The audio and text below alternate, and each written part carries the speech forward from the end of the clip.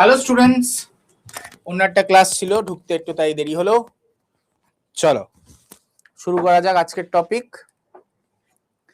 আজকে আমরা technical issue নয়, টেকনিক্যাল ইস্যু কিছু নয়, ক্লাস ছিল অন্য একটা, এন্ড করে আসতে একটা টাইম লাগে। তো আগের দিন এগুলো আমরা দেখছিলাম, তাই তো? এগুলো আমি পড়তে বলেছিলাম। প্রোক্যারিওটিক কোষ, ইউক্যারিওটিক কোষ আমাদের দেখা হয়েছিল, তাই তো? এই অবধি হয়েছিল তো? না না, খাতায় ড্র করতে হবে না, ঠিক আছে? বেসিক জানলেই হবে, ছবি লাগবে না, ঠিক আছে? এইবার আসছে হচ্ছে plant cell, animal cell. Plant cell, animal সেলে কি দেখো, প্লান্ট সেল আর অ্যানিমাল সেলের মেন পার্থক্যগুলো এখানে দেখো কালার দিয়ে আলাদা করাই রয়েছে। কি? যেমন হচ্ছে ক্লোরোপ্লাস্ট। এই ক্লোরোপ্লাস্ট তুমি কোথায় দেখতে পাবে? একমাত্র প্লান্ট সেলে। আর কোথাও কি দেখতে পাবে উদ্ভিদ কোষ ছাড়া? না। তো ক্লোরোপ্লাস্টের বৈশিষ্ট্য হচ্ছে প্লান্ট সেলে দেখতে পাওয়া যায়। হ্যাঁ, ব্যতিক্রম আছে। ব্যতিক্রম কে? ক্লোরোপ্লাস্টের ব্যতিক্রম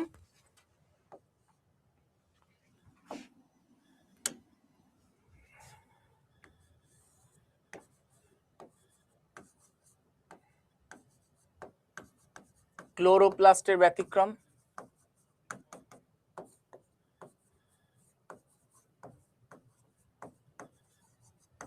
ব্যতিক্রমকে ইউগ্লিনা। ইউগ্লিনা বলে একটা প্রাণী আছে যার মধ্যে ক্লোরোপ্লাস্ট আছে।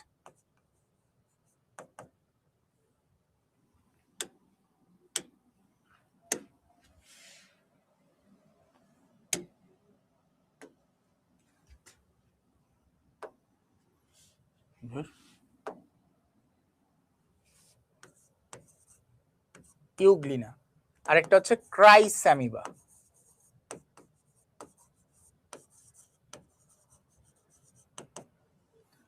এইগুলো হচ্ছে তোমার ব্যতিক্রম, ঠিক আছে? এইগুলো হচ্ছে তোমার ব্যতিক্রম যার মধ্যে ক্লোরোপ্লাস্ট আছে। ক্লিয়ার? ক্লোরোপ্লাস্ট কি? ক্লোরোপ্লাস্ট এটা তো বেসিক জিনিস। ক্লোরোপ্লাস্ট কি করে? উদ্ভিদ দেহে ক্লোরোপ্লাস্টের মধ্যে কি থাকে? খাবার তৈরি করে ক্লোরোপ্লাস্ট, সালোক সংশ্লেষ ঘটায়। এটা তো বেসিক জিনিস, ছোটবেলায় পড়ানো হয়, স্কুলে ছোটবেলায় পড়ানো হয় বাচ্চাদের ক্লোরোপ্লাস্টের কাজ কি। এইটুকুনি বেসিক নলেজ না থাকলে কিন্তু চাকরি পরীক্ষা খুব টাফ। এতটাও ইজি নয় যে এইটুকুনি বেসিক নলেজ না থাকা অ্যাকসেপ্টেড নয়। মিনিমাম আশা রাখবো যে মাধ্যমিক তোমরা পড়ে এসছো, তাই না? এইটুকুনি তো বেসিক জানতেই হবে মিনিমাম। এই হ্যাঁ, হতে পারে যে মাধ্যমিকের অনেক কিছু ভুলে গেছো, কঠিন জিনিস ভুলে গেছো, স্বাভাবিক, কঠিন জিনিস ভুলে যেতেই পারো। এটা বেসিক, একটা বাচ্চাও জানে, একটা ছোট বাচ্চাকে জিজ্ঞাসা করলেও জানে। এইটুকুনি বেসিক জানতে হবে, ঠিক আছে? চলো এরপরে আসছি সেল ওয়াল। সেল ওয়াল কি জিনিস? সেল ওয়াল কি?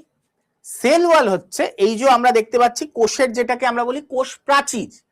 কোষ প্রাচীর যেটা, এটাও আমরা খালি উদ্ভিদ কোষেই দেখতে পাবো, প্রাণী কোষে কোষ প্রাচীর থাকে না। প্রাণী কোষে যেটা থাকে সেটা হচ্ছে কোষ পর্দা, কিন্তু কোনো কোষ প্রাচীর থাকে না। আরেকটা হচ্ছে কোষ প্রাচীরের মধ্যে এখানে কিছু ছিদ্র দেখা যাচ্ছে, দেখতে পাচ্ছ? এই ছিদ্রগুলো দিয়ে খাবার ভিতর থেকে বাইরে আসে, বাইরে থেকে ভিতরে যায়, খাবার, জল, যাবতীয় যা বস্তু এই ভিতরে বাইরে যাতায়াত করে। এটাকে কি বলা হয়? ছিদ্রকে প্লাজমোডেজমাটা। কি বলা হয়? প্লাজমোডেজমাটা, ঠিক আছে? এই ছিদ্রপথকে কি বলা হয়? প্লাজমোডেজমাটা।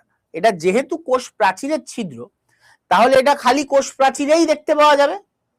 কোষ প্রাচীরের যেহেতু ছিদ্র, তাই জন্য খালি কোষ প্রাচীরেই আমরা দেখতে পাবো। তো এটা হচ্ছে কি তোমার প্লাজমোডেজমাটা। এই কোষ প্রাচীর কার থাকে? উদ্ভিদ কোষের, তাহলে প্লাজমোডেজমাটা উদ্ভিদ কোষেই দেখতে পাওয়া যায়।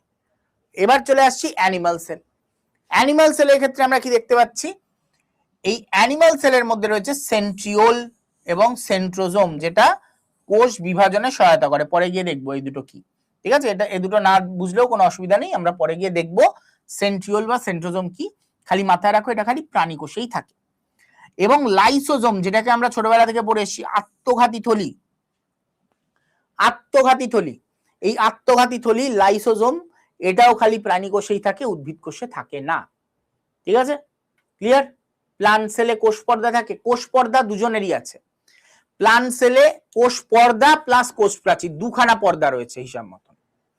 আর প্রাণী কোষের ক্ষেত্রে খালি কোষ পর্দা রয়েছে। তাই জন্য তোমার স্কিনে হাত দিয়ে দেখো না, তোমার স্কিন নরম, গাছের ছাল নরম, তোমার স্কিনটা নরম, গাছের ছালে একবার হাত দিয়ে দেখো, বুঝতে পেরে যাবে। তার বিষয়ে কারণ হচ্ছে কি? কোষ প্রাচীর। ক্লিয়ার? আচ্ছা, এরপরে যেটা সে পয়েন্টে আসছি, আরেকটা পার্থক্য কি? Golgi apparatus. গলগি অ্যাপারেটাস দুজনেরই আছে।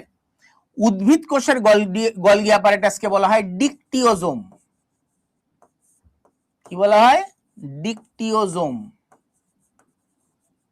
ওকে, প্রাণী কোষেরটাকে গলগি অ্যাপারেটাস বা গলগি বডি বলে। আরেকটা হচ্ছে পার্থক্য ভ্যাকুওল। উদ্ভিদ কোষের ভ্যাকুওল আকারে বড়, সংখ্যায় কম। আকারে বড়,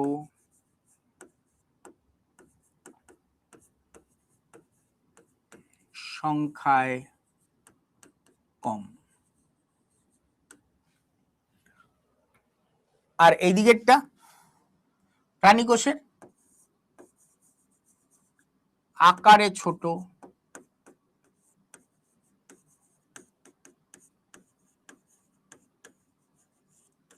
সংখ্যায় বেশি। প্রাণী কোষে কি হয়? আকারে ছোট, সংখ্যায় বেশি ভ্যাকুওল, ঠিক আছে? এটা হচ্ছে বেসিক পার্থক্য। আরেকটা হচ্ছে প্রাণী কোষ সাধারণত আকারে বড়, প্লান্ট সেল মানে উদ্ভিদ কোষ আকারে হয় বড়, স্বভাবত উদ্ভিদ কোষ আকারে বড়, প্রাণী কোষ আকারে ছোট। এভারেজ আর কি। হ্যাঁ, এবার বলবে স্যার উট পাখির ডিম তো আকারে বড়। এভারেজ মানে ওভারঅল যদি আমরা দেখি, সাধারণত দেখতে পাওয়া যায় প্লান্ট সেলের আকার বেশি হয়, বড় হয়, অ্যানিমাল সেলের আকার সাধারণত ছোট হয়। হ্যাঁ, ব্যতিক্রম আছে, ডিম, যত রকমের ডিম দেখবে সেগুলো আবার উদ্ভিদ কোষের থেকে আকারে বড়, ঠিক আছে? কিন্তু ওটা রেয়ার কেস, কয়েকটা। এইবার চলে আসছি সেল ওয়ালের ক্ষেত্রে। কোষ প্রাচীর, এই কোষ প্রাচীর কি দিয়ে তৈরি হয়? উদ্ভিদের ক্ষেত্রে কোষ প্রাচীর তৈরি হয় হচ্ছে তোমার প্রধান উপাদান কি? প্রধান উপাদান হচ্ছে সেলুলোজ। প্রধান উপাদান কি? সেলুলোজ। ওকে, উদ্ভিদের প্রধান উপাদান হচ্ছে কি? সেলুলোজ। এছাড়া hemicellulose, pectin, suberin, chitin, lignin এগুলো আমরা দেখতে পাই উদ্ভিদ কোষে। ফাঙ্গির ক্ষেত্রে মানে যেটাকে আমরা ছত্রাক বলি, ছত্রাকের ক্ষেত্রে প্রধান উপাদান কি? কাইটিন। ছত্রাকের ক্ষেত্রে প্রধান উপাদান কাইটিন, এছাড়া গ্লুক্যানস, প্রোটিনস এগুলো থেকে থাকে, কিন্তু মূল উপাদান কি? কাইটিন। ব্যাকটেরিয়ার ক্ষেত্রে প্রধান উপাদান কি? পেপটাইড ও গ্লাইকেন। ব্যাকটেরিয়ার ক্ষেত্রে প্রধান উপাদান পেপটাইড ও গ্লাইকেন। অ্যালগির ক্ষেত্রে প্রধান উপাদান কি? সেলুলোজ। ওকে, তো এইগুলো হচ্ছে এদের প্রধান উপাদান। এছাড়াও গ্যালাক্ট্যান্স, ম্যানান্স, দেন ক্যালসিয়াম কার্বনেট এগুলো থাকে, কিন্তু প্রধান উপাদান কি? অ্যালগির ক্ষেত্রেও সেলুলোজ। তো এগুলো থেকে পরীক্ষায় কিন্তু কোয়েশ্চেন দেয়। এর বাইরে খুব একটা বেশি কোষ প্রাচীর থেকে কিছু খুব একটা দেয় না। ঠিক আছে, ক্লিয়ার? ওকে, চলো এরপরে আসছি পরের পয়েন্ট। এবার আসছি সেল মেমব্রেন, কোষ পর্দা। এর আগেরটা দেখলাম কি? কোষ প্রাচীর। এটা দেখছি আমরা কোষ পর্দা। আগেরটা ছিল কোষ প্রাচীর,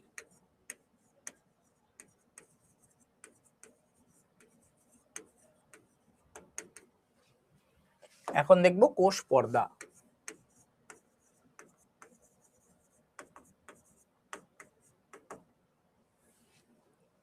কি কি? Protein 55%, phospholipid 25%, cholesterol 13%, lipid 4% and carbohydrate 3%। এই দিয়ে তৈরি হয় হচ্ছে কি? একটা কোষ পর্দা।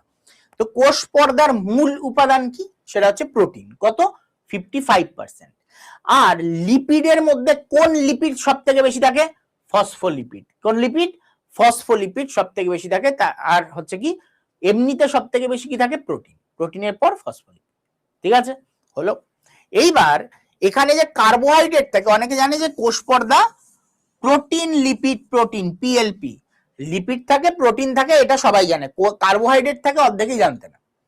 কার্বোহাইড্রেট আসলে ডাইরেক্ট ফর্মে থাকে না, হয়তো সেটা প্রোটিনের সাথে যুক্ত হয়ে থাকে, নয়তো সেটা লিপিডের সাথে যুক্ত হয়ে থাকে। প্রোটিনের সাথে যুক্ত হলে এটাকে কি বলা হয়? প্রোটিনের সাথে যদি কার্বোহাইড্রেট যুক্ত থাকে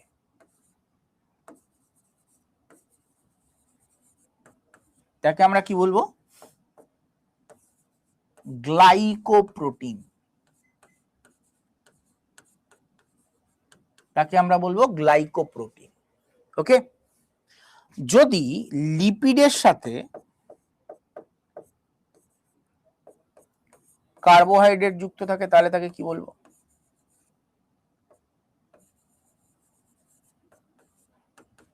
তাকে বলবো আমরা গ্লাইকোলিপিড। তাকে আমরা বলবো গ্লাইকোলিপিড। এবং এই দুটোকে একসাথে আমরা কি বলবো? গ্লাইকোক্যালিক্স। এই দুটোকে একসাথে কি বলবো? গ্লাইকোক্যালিক্স। গ্লাইকোপ্রোটিন এবং গ্লাইকোলিপিডকে একসাথে কি বলা হয়? গ্লাইকোক্যালিক্স। গ্লাইকোক্যালিক্স কোনগুলো এই ছবিতে ভালো করে লক্ষ্য করো। এই যে দেখতে পাচ্ছ মাথার উপরে এগুলো সব বেরিয়ে আছে এবং সুতোর মতন যেগুলো, এগুলো হচ্ছে সব গ্লাইকোক্যালিক্স। ঠিক আছে, এইগুলোকে বলা হয় গ্লাইকোক্যালিক্স। এই গ্লাইকোক্যালিক্সের কাজ কি? এই গ্লাইকোক্যালিক্সের কাজ হচ্ছে কি? একটা কোষ, এটা কোষের পর্দার গায়ে থাকে, তো একটা কোষ আরেকটা কোষের সাথে বাইন্ড করে, বেঁধে রাখে। একটা কোষকে আরেকটা কোষের সাথে বেঁধে রাখা, এটা হচ্ছে কার কাজ? গ্লাইকোক্যালিক্সের কাজ। তো কানেক্ট সেল টু সেল, কোষের সাথে কোষকে কানেক্টেড রাখা, এগুলো হচ্ছে তোমার এই গ্লাইকোক্যালিক্সের কাজ। তাহলে গ্লাইকোক্যালিক্স কি নিয়ে গঠিত হয়? প্রোটিন, কার্বোহাইড্রেট এবং লিপিড, এই নিয়ে তৈরি হয় গ্লাইকোক্যালিক্স। এই গ্লাইকোক্যালিক্সের কাজ কি? কোষের সাথে কোষকে জুড়ে রাখা। এগুলোই পরীক্ষায় আসে, চারটে অপশন দিয়ে দেবে খালি, এগুলোই পরীক্ষায় আসবে। যেগুলো বেসিক পড়ছো এগুলোই পরীক্ষা আসবে। যেমন এটাই, হ্যাঁ, এরকম কোয়েশ্চেন দিতে পারে যে কোষ পর্দায় কোনটি সব থেকে বেশি পরিমাণে থাকে? চারটে অপশন দিয়ে দিল, প্রোটিন, ফসফোলিপিড, কোলেস্টেরল, কার্বোহাইড্রেট। তো কোনটা হবে অ্যান্সার? তখন অ্যান্সার হবে প্রোটিন। ঠিক আছে, ক্লিয়ার? চলো এটা নোট ডাউন করে, আচ্ছা আগের পেজটা আর এই পেজটা নোট ডাউন করে নাও ফার্স্ট, এই পেজটা এর পরের পেজটা নোট ডাউন করে নাও ফার্স্ট। যা নোট ডাউন করছো ক্লাসে চলাকালীনই নোট ডাউন করে নেবে, কারণ পরে গিয়ে আর টাইম পাবে না নোট করার।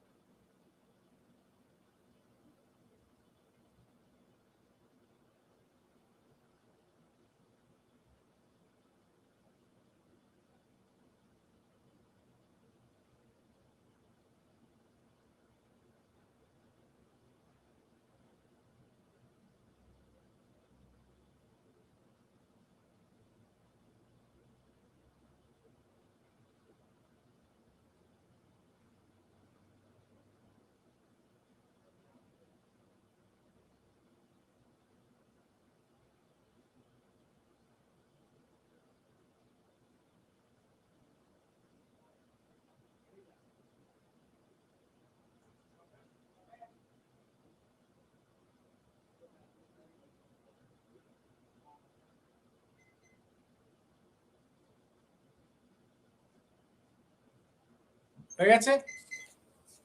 নেক্সট এরপরে আসছি কিছু কোষ পর্দার কয়েকজন আবিষ্কর্তা কিছু মডেল দেন। কি দিয়েছিলেন মডেলে, হ্যানা ত্যানা অত জানতে হবে না, তোমাদের যেটা আসবে পরীক্ষায় সেটা খালি জেনে রাখো। তিনখানা মডেল দিয়েছিলেন, যেটা আধুনিক মডেল হচ্ছে এটা তরল মোজাইক মডেল। বায়োমেমব্রেন মডেল সবার প্রথম দেওয়া হয়েছিল, সেটা দিয়েছিলেন ড্যানিয়ালি এবং ড্যাপসন। তারপরে এলো একক পর্দা মডেল, যেটা দিয়েছেন ডেভিড রবার্টসন। এবং লাস্টে এসছে তরল মোজাইক মডেল, যেটাকে দিয়েছেন এস জি সিঙ্গার এবং জি এল নিকলসন। এই তিনটে মডেলের ব্যাপারে বেসিক তোমাদের জেনে রাখতে হবে, ঠিক আছে? ক্লিয়ার? স্যার ডাব্লিউপি তে সায়েন্সের কোয়েশ্চেন কোয়ালিটি হাই লেভেল থাকবে না, লো লেভেল, মিডিয়ামও বলবো না, লো লেভেল। সব থেকে হাই লেভেল কোয়েশ্চেন তুমি সায়েন্সে দেখতে পাবে রেলওয়ে এক্সামে এবং ডাব্লিউবিসিএস এ, তারপরে এসএসসি, তারপরে ডাব্লিউবিপিএসসি যে পরীক্ষাগুলো সেখানে, এবং সব থেকে লোয়ার যে কোয়েশ্চেন গুলো দেখতে হবে সেগুলো হচ্ছে ডাব্লিউবিপি তে, খুব বেসিক লেভেলের কোয়েশ্চেন, ঠিক আছে? মানে তুমি যদি সায়েন্সে মোটামুটি হও, তুমি পরীক্ষায় কিছু না পড়ে গেলেও পেরে আসবে, ঠিক আছে? চলো এরপর আসছি functions of lipids, functions of proteins, function of carbohydrate. এটা খালি তাদের জন্য যারা রেলওয়ে এবং ডাব্লিউবিসিএস দেবে, আর কারোর দেখতে হবে না, ঠিক আছে? এই পার্টটা রেলওয়ে এবং ডাব্লিউবিসিএস যারা দিচ্ছ তাদের জন্য জেনে রাখো। আমাদের এই যে কোষ প্রাচীর কি নিয়ে গঠিত আমরা বললাম? লিপিড, প্রোটিন এবং কার্বোহাইড্রেট, কোষ পর্দা যেটা, এই তিনটে জিনিস নিয়ে গঠিত। এর মধ্যে যে লিপিড থাকে, লিপিডের কাজ কি? কোষ পর্দা তৈরি করা হচ্ছে এর কাজ, কোষ পর্দার গঠনটা সেটা এই লিপিড দিয়ে থাকে। এটা কি সিলেক্টিভলি পারমিয়েবল বা প্রভেদক ভেদ্য হয়ে থাকে। কোষ পর্দা কি হয়? প্রভেদক ভেদ্য। কেন? কার জন্য? এই লিপিডের জন্য। প্রভেদক ভেদ্য জিনিসটা কি, বা সিলেক্টিভলি পারমিয়েবল জিনিসটা কি? ভেদ্যতা চার প্রকারের হয়। একটা হচ্ছে অভেদ্য, যাকে ভেদ করাই যায় না। ধরো দেওয়াল, দেওয়াল ভেদ করে আমি বেরোতে পারবো না, তাহলে দেওয়াল আমার কাছে অভেদ্য, তাই তো? আচ্ছা, এবার ধরো ভেদ্য মানে যেটা ভেদ করে সবকিছু যেতে পারে। যেমন ধরো দরজা ভেদ করে আমি চলে যেতে পারবো, হ্যাঁ পারবো, দরজা দিয়ে পার করে চলে যেতে পারবো। আচ্ছা, সেটা গেল ভেদ্য। এবার আসছি অর্ধভেদ্য। অর্ধভেদ্য কি? ছাকনির মধ্যে আমি কি দিলাম? ছাকনির মধ্যে আমি চা বানিয়েছি, চাটা এবার ঢাললাম, পাতাটা আটকে গেল, যে লিকুইডটা বেরিয়ে গেল। তো ছাকনি হচ্ছে এখানে কি? অর্ধভেদ্য, অর্ধেক জিনিস যেতে পারছে, অর্ধেক জিনিস যেতে পারছে না। সিলেক্টিভলি পারমিয়েবল এদের সবার থেকে আলাদা। সেটা কিরকম সিলেক্টিভলি পারমিয়েবল? সেটা হচ্ছে অনেকটা তোমার বাড়ির দারোয়ানের মতন। কি করবে দারোয়ান? কি করে? তুমিও দেখতে মানুষের মতন, চোরও দেখতে মানুষের মতন, কিন্তু তোমার বাড়িতে তুমি গেলে তোমাকে ঢুকতে দিয়ে দেবে দারোয়ান, তোমার বাবা গেলে তোমার বাবাকে ঢুকতে দিয়ে দেবে, তোমার মা গেলে ঢুকতে দিয়ে দেবে। কিন্তু অচেনা কোনো ব্যক্তি যখন আসবে তখন কি করবে দারোয়ান? না, ঢুকতে দেবো না। ঢুকতে তখন দেবে যদি তুমি পারমিশন দাও, তারপরে গিয়ে তোমার দারোয়ান তারপরে বাড়িতে ঢুকতে দেবে, হ্যাঁ কি না? তো এই যে দারোয়ান এখানে কিসের কাজ করছে? সিলেক্টিভলি পারমিয়েবল বা প্রভেদক ভেদ্যতার কাজ করছে। যাকে মনে হবে সে ঢুকতে দিতে চায় তাকে ঢুকতে দেবে, যাকে মনে হয় যে না ঢুকতে দেওয়া উচিত নয় তাকে ঢুকতে দেবে না। এটাই হচ্ছে কার কাজ? কোষ পর্দার কাজ। আর কোষ পর্দার এই কাজটাকে কন্ট্রোল করে সেটা হচ্ছে লিপিড, ঠিক আছে? চলো, এছাড়া কি? প্রোটিন এবং কার্বোহাইড্রেটকে একটি গঠনগত ফিল্ম প্রদান করে। আমাদের এই পর্দার মধ্যে প্রোটিন কণাগুলো ভেসে ভেসে বেড়ায়। এই ভেসে বেড়াবার জন্য, তুমি যেন পুকুরে ভেসে বেড়াচ্ছ, তোমাকে ভেসে বেড়ানোর জন্য গঠনগত ফিল্ম কে প্রদান করছে? তোমার পুকুরের জল। ঠিক তেমনি প্রোটিন কণাগুলো যে ভেসে বেড়াচ্ছে কোষ পর্দার উপরে, সেটার জন্য যে গঠনগত ফিল্ম সেটাকে প্রদান করছে তোমার এই ফ্যাট, ঠিক আছে? এই ফ্যাট এটিকে প্রদান করে থাকে। অপরদিকে প্রোটিনের কাজ কি? প্রোটিনের কাজ হচ্ছে কোষ পর্দাকে আকার প্রদান করা, কেমন আকার হবে সেটা দেওয়া, এবং আয়ন চ্যানেল তৈরি করা। আয়ন চ্যানেলের মাধ্যমে কি হয়? খাদ্য আদান প্রদান হয়ে থাকে, খাদ্য এক পার থেকে অন্য পারে যাতায়াত করে থাকে। আর কার্বোহাইড্রেটের কাজ কি? একটু আগেই দেখলাম গ্লাইকোক্যালিক্স কাকে বলে দেখেছি আমরা। গ্লাইকোক্যালিক্সের কাজ কি? কোষের প্রতিরক্ষায় সাহায্য করা। আর গ্লাইকোক্যালিক্স অন্যান্য কোষকে যুক্ত হতে সাহায্য করে, যেটা আমি বললাম, একটা কোষের সাথে আরেকটা কোষকে যুক্ত হতে সহায়তা করে। ক্লিয়ার? ওকে, চলো নেক্সট। স্যার হিন্দি গ্রামার ক্লাসটা কি পাবো? তোমার মনে হয় যে ইংলিশ গ্রামারের থেকে হিন্দি গ্রামার ইজি? তুমি কি হিন্দিতে পড়াশোনা করেছিলে ছোটবেলায়? কোনোদিনও হিন্দিতে পড়াশোনা করেছিলে? আমাদের হিন্দি টিচার অঢেল আছে, আমরা হচ্ছি আড্ডা 24/7 অল ওভার ইন্ডিয়ায় আছে, ঠিক আছে? হিন্দি অ্যাড করে দেওয়া কোনো ব্যাপার না। তুমি যদি ভাবো একটা নতুন ভাষা শিখে তারপরে তুমি সেই পরীক্ষায় বসবে, তোমার কাছে ইংলিশ হিন্দির থেকে, হিন্দি গ্রামারের থেকে ইংলিশ গ্রামার যদি কঠিন হয়, তুমি মূর্খের দুনিয়ায় বাস করছো। তোমাকে আমি গ্যারেন্টি দিতে পারি যে তুমি বেঙ্গলি গ্রামারও এখন যদি তোমাকে দেওয়া হয়, ইংলিশ গ্রামার তুমি পারবে, বেঙ্গলি গ্রামার পারবে না। বেঙ্গলি গ্রামার ইংলিশ গ্রামারের থেকেও কঠিন, আর হিন্দি গ্রামার আরো কঠিন। হিন্দি গ্রামার সংস্কৃতের সাথে সম্পর্কযুক্ত। তুমি কি ভাবছো? অত সহজ নয়, অত ইজি নয় যত এটা ইজি মনে হয় যে হিন্দি পড়ে উতরে দেবো। ইংলিশ অনেক ইজি, ইংলিশে ফোকাস করো, ইংলিশে মার্কস তোলা যাবে। হিন্দি বা বেঙ্গলি এগুলো হলে মার্কসই তুলতে পারবে না লিটারেচারে। এই ভুল ধারণা নিয়ে বেছো না। মানে তুমি ভাবছো যে ইংলিশ আমি দুর্বল, তুমি বুঝতেও পারছো না যে হিন্দির গ্রামার কি কঠিন, কোনো ধারণা নেই। বাংলার গ্রামারই একবার পড়ে উদ্ধার করতে যাও, অবস্থা টাইট হয়ে যাবে। কারণ এগুলো সংস্কৃত থেকে জাত, সংস্কৃত থেকে যে কোনো জাত কোনো হিন্দি, তুমি হিন্দি যদি পিওর হিন্দি শোনানো হয় তুমি বুঝতেই পারবে না। পিওর হিন্দিতে যদি কথাও বলা হয় তোমার সাথে, আমরা যে হিন্দিগুলো দেখি ওগুলো চলিত হিন্দি, ঠিক আছে? চলিত হিন্দি আলাদা। চলিত হিন্দির মধ্যে প্রচুর তোমার যে শব্দগুলো হচ্ছে তোমার উর্দুর শব্দ জুড়ে থাকে, তাই জন্য আমাদের শুনতে মনে হয় হ্যাঁ একদম নর্মাল হিন্দি। অরিজিনাল হিন্দি তুমি বুঝতেও পারবে না, ঠিক আছে?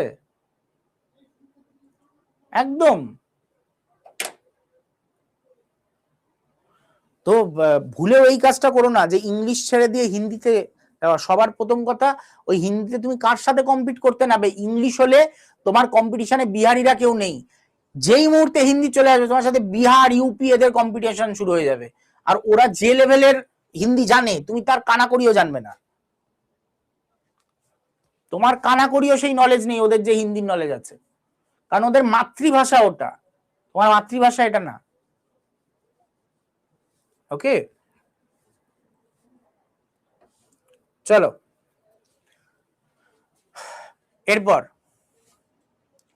এরপর আসছি হচ্ছে positive negative bacteria. Gram positive bacteria, gram negative bacteria কি জিনিস? এই গ্রাম পজিটিভ আর গ্রাম নেগেটিভ ব্যাকটেরিয়া। সৈকত তোমার কোয়েশ্চেনটা আরেকবার পাঠিও, আরেকবার বলো, আমি দেখছি। ঠিক আছে,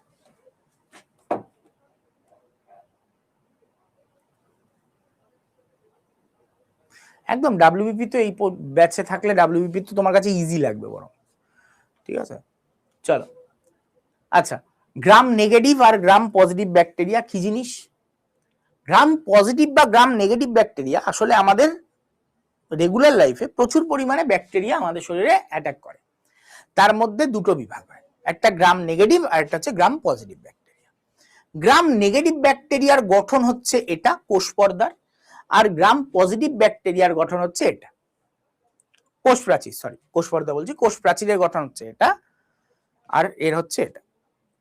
খালি কোষ প্রাচীর নয়, এদের একটা পর্দাও থাকে, কোষ প্রাচীর এবং কোষ পর্দা দুটোই থাকে। ভালো কথা। এটা হচ্ছে মোটমাট এর কভারিং গ্রাম নেগেটিভ ব্যাকটেরিয়ার, এটা গ্রাম পজিটিভ ব্যাকটেরিয়ার কভারিং।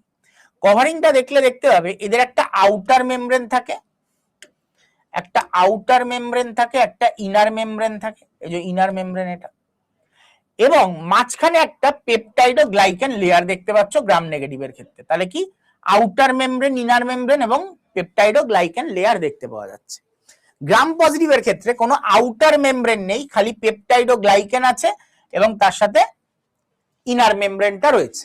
কিন্তু পেপটাইড ও গ্লাইকেনের যে লেয়ার, যেটা পার্পল কালারের, পেপটাইড ও গ্লাইকেনের লেয়ার অনেকটা মোটা। এবার এই দুটোর মধ্যে তফাৎ কি?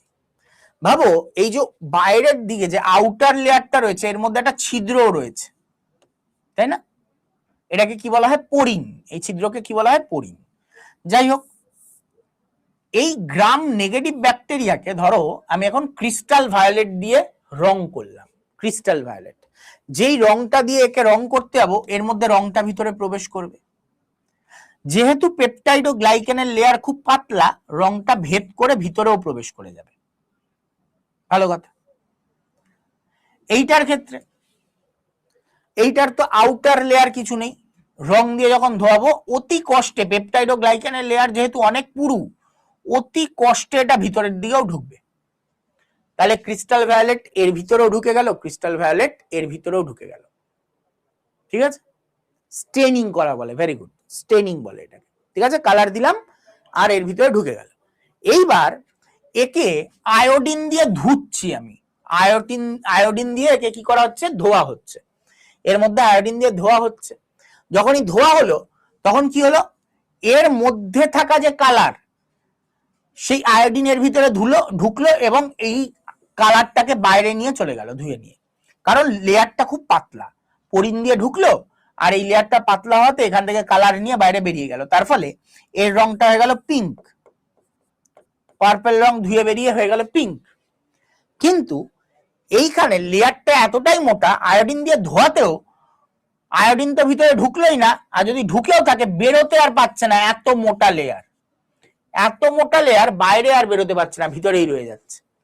তার ফলে এর কালারটা যেরকম ভায়োলেট ছিল ক্রিস্টাল ভায়োলেট দেওয়ার পর, সেরকম ভায়োলেটই রয়ে গেল। এটা পিঙ্ক কালার হয়ে গেল, এটা ভায়োলেট হয়ে গেল।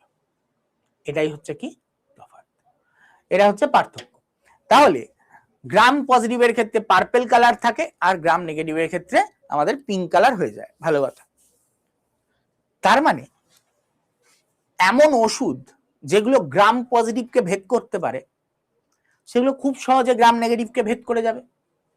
কিন্তু এমন ওষুধ যেটা খালি গ্রাম নেগেটিভকে ভেদ করতে পারে সেটা গ্রাম পজিটিভকে ভেদ করতে পারবে না।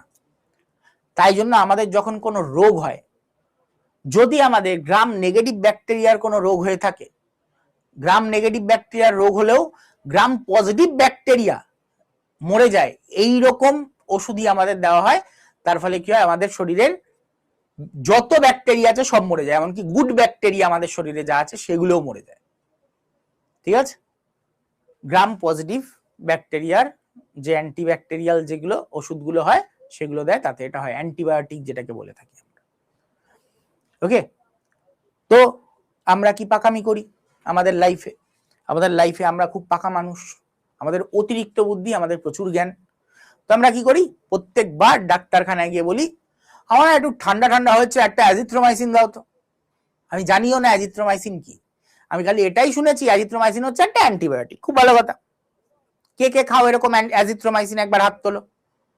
তোমাদের মধ্যে কে কে আছে যে মন ভরে অ্যাজিথ্রোমাইসিন খেয়েছো লাইফে? ঠান্ডা লাগলে অ্যাজিথ্রোমাইসিন খেয়ে নাও। কে কে আছো? কেউ আছো? Very good. আর কেউ? এই কজন তো হতেই পারে না। যাদের বাবা মা খায় ইমিডিয়েট বন্ধ করাও এটা, ঠিক আছে? এই যে তোমরা খাচ্ছ যত অ্যাজিথ্রোমাইসিন, সেগুলো হচ্ছে গ্রাম পজিটিভ ব্যাকটেরিয়া মারার একটা ওষুধ, অ্যান্টিবায়োটিক। প্রবলেম কি এতে? আর জীবনেও কোনোদিনও তোমার শরীরে অ্যান্টিবায়োটিক কাজ করবে না তোমার যদি ওই রোগটা না হয়ে থাকে। যেই রোগের জন্য অ্যাজিথ্রোমাইসিন দেওয়ার কথা, সেই রোগ যদি না হওয়া সত্ত্বেও তুমি তো নিজে জানো না, তুমি তো জানো না আদৌ তোমার কি রোগ হয়েছে। আদৌ কি তোমার রাইনোভাইরাস এসছে? যদি রাইনোভাইরাস এসে থাকতো তাহলে তো গ্রাম নেগেটিভ ব্যাকটেরিয়ার জন্য যে ওষুধ সেটা দিয়েই কাজ হয়ে যেত। এবার তোমার শরীরে যেহেতু গ্রাম পজিটিভ ব্যাকটেরিয়ার তুমি অ্যান্টিবায়োটিক নিয়ে নিয়েছো, তুমি বুঝতে পারবে তোমার সাইড এফেক্ট। তোমার জ্বরটা সারার পরও তোমার শরীরটা কি দুর্বল দুর্বল লাগে? যদি দুর্বল লাগে, তুমি অলরেডি অ্যান্টিবায়োটিক রেজিস্ট্যান্ট হয়ে গেছো। ঠিক আছে, তুমি অলরেডি অ্যান্টিবায়োটিক রেজিস্ট্যান্ট হয়ে গেছো। তোমার বয়স যখন 45 থেকে 50 পার করবে, তোমার শরীরে কোনো অ্যান্টিবায়োটিক কাজ করবে না। বেশিরভাগ মানুষ তারা ঠান্ডা লেগে নিউমোনিয়া অথবা ব্রঙ্কাইটিস এইসব রোগে মারা যায়। তার শরীরে আর কোনোদিনও রাইনোভাইরাস হলে আর কোনোদিনও কোনো ওষুধ কাজ করবে না, পুরো ঝাঁঝরা করে দেয় লাংস। ঠিক আছে, এবং তার সাথে তোমার শরীর আর কাজ করবে না। তুমি যারা খেয়ে নিয়েছো ভুল করে, তার শরীর অ্যান্টিবায়োটিক রেজিস্ট্যান্ট হয়ে গেছে, আর কিছু করার নেই। কারণ অ্যান্টিবায়োটিক এই তোমার সারা জীবন শরীরের মধ্যে এটা বইতে থাকবে, কারণ ও তোমার শরীরে ঢুকেছে কিন্তু তোমার শরীরে কোনো কাজে লাগেনি। তোমার শরীরের মধ্যে এখনো রয়ে গেছে, তোমার শরীরে কোনো কাজে লাগেনি। আর আমরা আরেকজন পাকা ব্যক্তি, আমরা অ্যান্টিবায়োটিক তো খেয়ে নি, কিন্তু তার সাথে যে একটা ডাক্তার যখন প্রেসক্রিপশন লেখে, একটা প্যারাসিটামল লেখে, একটা গ্যাসের ওষুধ লেখে, তার সাথে তোমার একটা অ্যান্টিবায়োটিক লেখে আর একটা ভিটামিনের ওষুধ লেখে। আমরা যখন নিজেরা ডাক্তারি করি, নিজেদের উপর, তখন আমরা প্যারাসিটামলটা তো খেয়ে নিই, গ্যাসের ওষুধটাও খাই, গ্যাস গ্যাস হয় তাই জন্য গ্যাসের ওষুধটাও খেয়ে নিই। অ্যান্টিবায়োটিকটা তো সবার আগে খাই, আমাদের মনে হয় অ্যান্টিবায়োটিক খেলেই এক্ষুনি সেরে যাবে, হলো। খাই না কোনটা? ভিটামিনের যে ওষুধটা দিয়েছিল। ডাক্তার কি গাধা মূর্খ যে ভিটামিনের ওষুধটা এমনি এমনি দিয়েছে? ডাক্তার মূর্খ মনে হয় তোমার? ডাক্তার ভিটামিনের ওষুধটা দিয়েছে কেন? এই ভিটামিন তৈরি করে কে? আমাদের শরীরে থাকা কিছু গুড ব্যাকটেরিয়া, যেই গুড ব্যাকটেরিয়া গুলো তুমি ওষুধ খাওয়ার ফলে মরে গেছে, এবার ওই সময় ভিটামিনের সাপ্লাই দেবে কে? তাই জন্য ভিটামিনটা আলাদা করে খাওয়ানো হয় যে ভিটামিন ওষুধটা খাও, না হলে কি হবে? তোমার শরীরে কি প্রবলেম হবে? তোমার শরীরে অ্যানিমিয়া হয়ে যাবে, ধীরে ধীরে তুমি অ্যানিমিয়া রোগী হয়ে যাবে, তোমার শরীরে হিমোগ্লোবিন কমতে থাকবে, তোমার শরীর দুর্বল হতে থাকবে, তুমি আস্তে আস্তে ঝিমোতে থাকবে, আস্তে আস্তে তোমার ব্রেন কাজ করা কমিয়ে দেবে, এই প্রবলেমগুলো দেখতে পাওয়া যাবে। তোমার স্কিনের প্রবলেম দেখা দেবে, তোমার দাঁতের প্রবলেম দেখা দেবে, চোখের প্রবলেম দেখা দেবে, মাথা যন্ত্রণা দেখা দেবে, এই প্রবলেমগুলো দেখা দেবে। ঠিক আছে? অলরেডি কংগ্রাচুলেশন, তোমরা বেশিরভাগ ছেলেমেয়েরা অলরেডি অ্যান্টিবায়োটিক রেজিস্ট্যান্ট হয়ে গেছো। ভবিষ্যৎ খুব অন্ধকার এই প্রজন্মের, মানে ম্যাক্সিমাম। ঠিক আছে? হয়তো আমিও, হ্যাঁ, মানে সবার। অ্যান্টিবায়োটিক খুব খারাপ জিনিস। এই যে তোমরা অজান্তে দুমদারাক্কা খেয়ে নাও, তুমি ভাবো যে ডাক্তার তো মূর্খ, ডাক্তার তো এমনি লিখেছে। ডাক্তার সেই হিসাবে অ্যান্টিবায়োটিক লিখে তোমার কোন সময় জ্বর হয়েছে তাই। তোমার যদি এই মাসে জ্বর হয়, ডাক্তার অন্য একটা অ্যান্টিবায়োটিক লিখবে, এক মাস পরে জ্বর হলে তোমার আলাদা অ্যান্টিবায়োটিক লিখবে ডাক্তার, কারণ ডাক্তার জানে কোন মাসে কোন রোগটা ছড়াতে পারে, যেটা আমরা জানি না। আমাদের ডিসেম্বর মাসে জ্বর হয়েছিল, তখন যে ওষুধটা দিয়েছিল, যখন আমাদের কাঠফাটা গরম মে মাসেও আমরা সেম ওষুধটাই খাচ্ছি, ভাবছি যে কমে যাবে। স্যার আমার অ্যান্টিবায়োটিক না খেলে সারে না যে? স্যার তার ডাক্তার দেখিয়ে খাও, ওটাই তো বলছি, সারবে না তো জীবনেও, তুমি তো অ্যান্টিবায়োটিক রেজিস্ট্যান্ট হয়ে গেছো, সারবে কি করে? আর তুমি কোনো এক সময় ভুল ওষুধ খেয়ে নিয়েছিলে, তো যারা যারা বলছো যে আমার সর্দি হলে সারে না, অনেকদিন রয়ে যায়, তার মানে তুমি অ্যান্টিবায়োটিক রেজিস্ট্যান্ট অলরেডি। এর আর কিছু মাস পর, কিছু বছর পর তোমার কোনো ওষুধ তোমার উপরে কাজ করবে না, কোনো ওষুধ কাজ করবে না। এই ভুলগুলো করো না, ঠিক আছে?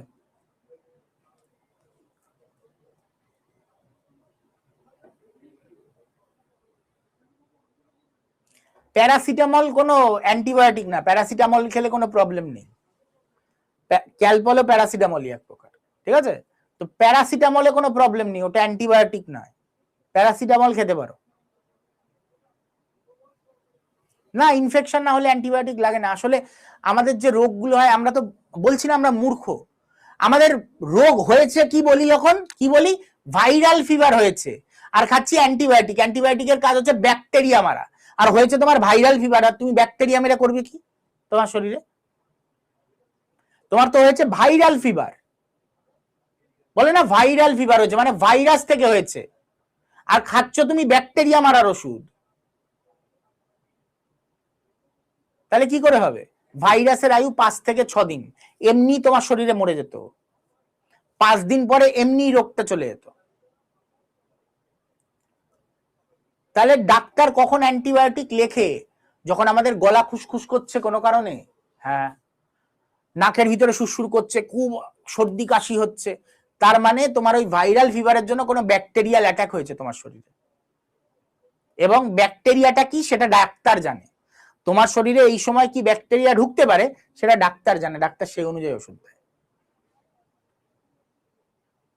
যাদের এমনি ভালো হয়ে যায়, তার মানে মাথায় রাখো তোমার ইমিউন সিস্টেম অলরেডি ভালো আছে। যাদের এমনি নিজের থেকেই সেরে যাচ্ছে, তার মানে তার ইমিউন সিস্টেম স্ট্রং, তার ইমিউন সিস্টেম ওটার সাথে রুখতে সক্ষম। আয়ুর্বেদিক ভালো না অ্যালোপ্যাথিক? অবশ্যই আয়ুর্বেদিক, অবশ্যই আয়ুর্বেদিক, মানে সাইড এফেক্টের দিক দিয়ে দেখবে কাজ করতে দেরি হবে, কিন্তু সারবে যখন গোড়া থেকে সারবে, কারণ ওরা এইসব কেমিক্যাল জিনিসের উপরে বিশ্বাসী নয় না, নেচার যেগুলো দিয়েছে তার উপরে ভিত্তি করে ওষুধগুলো তৈরি হয়। ঠিক আছে, চলো এরপরে আসছি গ্রাম পজিটিভ ব্যাকটেরিয়া আর গ্রাম নেগেটিভ ব্যাকটেরিয়ার তাহলে পার্থক্যগুলো কি। দেখো, সিম্পল সেল ওয়াল সরল কোষ প্রাচীর, মোর কমপ্লেক্স সেল ওয়াল জটিল কোষ প্রাচীর। ছবি দেখেই বুঝতে পারছো গ্রাম পজিটিভ ব্যাকটেরিয়ার ক্ষেত্রে কি সিম্পল, পেপটাইডোগ্লাইকানের মোটা লেয়ার আর এর একটা পাতলা লেয়ার। এই ক্ষেত্রে কি একটা আউটার লেয়ার, একটা পেপটাইডোগ্লাইকেন, আবার ইনার লেয়ার, এত কঠিন। তাহলে গ্রাম নেগেটিভের ক্ষেত্রে কমপ্লেক্স কোষ প্রাচীর জটিল, আর এক্ষেত্রে সিম্পল। গ্রাম পজিটিভের ক্ষেত্রে এরকম মোটা পেপটাইডোগ্লাইকেন লেয়ার দেখলাম, আর এখানে একটা এরকম দাগ পাতলা। বাইরে লাইপোপলিস্যাকারাইড স্তর রয়েছে। লাইপোপলিস্যাকারাইড স্তর কোনটা? এর ক্ষেত্রে নেই, পজিটিভের ক্ষেত্রে, নেগেটিভের ক্ষেত্রে আছে। লাইপোপলিস্যাকারাইড স্তর কোনটা? এইগুলো হচ্ছে লাইপোপলিস্যাকারাইড স্তর। কার আছে? গ্রাম নেগেটিভের আছে, গ্রাম পজিটিভের নেই। গ্রাম নেগেটিভের আছে, গ্রাম পজিটিভের নেই। ওকে, ক্রিস্টাল ভায়োলেট কালার ধরে রাখতে পারে গ্রাম পজিটিভ, কিন্তু গ্রাম নেগেটিভ ধরে রাখতে পারে না। কোন কালার ধরে রাখতে পারে? স্যাফরানি। তার জন্য এর কি রং হয়? নীল অথবা বেগুনি। এর কি রং হয়? গোলাপি অথবা লাল। ক্লিয়ার? ডান। তো এইটা নোট ডাউন করে নেবে। ওকে, ক্লিয়ার? এইবার এইখানে কয়েকটা লিস্ট দেওয়া আছে, এগুলো তোমাদের মুখস্থ করতে হবে। এটা দেখে নেওয়ার পর আজকে এটুকুনি করাবো। এই লিস্টটা তোমাদের দেখে নিতে হবে। সেটা হচ্ছে কোন অঙ্গাণুর কতগুলো করে পর্দা। পরের দিন এখান থেকে আমরা শুরু করবো। এরপর থেকে মাথায় রাখবে নন মেমব্রেনাস মানে পর্দাবিহীন, পর্দাবিহীন অঙ্গাণু, এটার মানে পর্দাবিহীন অঙ্গাণু।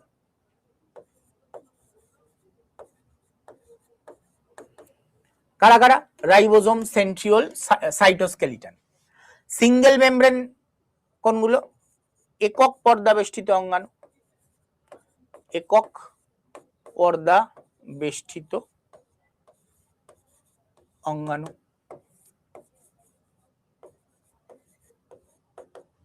ঠিক আছে, এটা হচ্ছে এরা। আর সেটা হচ্ছে কি endoplasmic reticulum, Golgi apparatus, lysosome, vacuole, peroxisome, এগুলো। ডাবল মেমব্রেন মানে দ্বিপর্দা বেষ্টিত অঙ্গাণু, দ্বিপর্দা বেষ্টিত অঙ্গাণু। দ্বিপর্দা বেষ্টিত অঙ্গাণু কোনগুলো? দিচ্ছি, আগের পেজটাও দিচ্ছি, বলে নি আগে। নিউক্লিয়াস, মাইটোকন্ড্রিয়া, ক্লোরোপ্লাস্ট, প্লাস্টিড, এগুলো এগুলো তোমাদের মুখস্থ করে নিতে হবে। ঠিক আছে? ওকে, আগের পেজটা যারা লেখনি লিখে নাও তাড়াতাড়ি।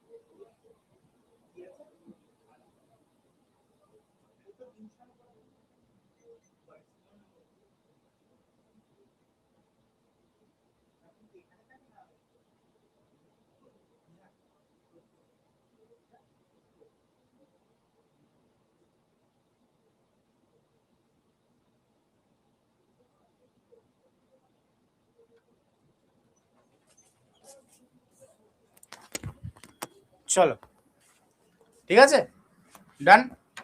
আমি যদিও আবার নোটটা আপলোড দিয়ে দিচ্ছি, এখান থেকে পরের দিন শুরু হবে, অঙ্গাণু থেকে আমরা শুরু করবো, ঠিক আছে? এখান থেকে আমাদের পরের দিন শুরু হবে, আরো 2 দিন লাগবে, ঠিক আছে?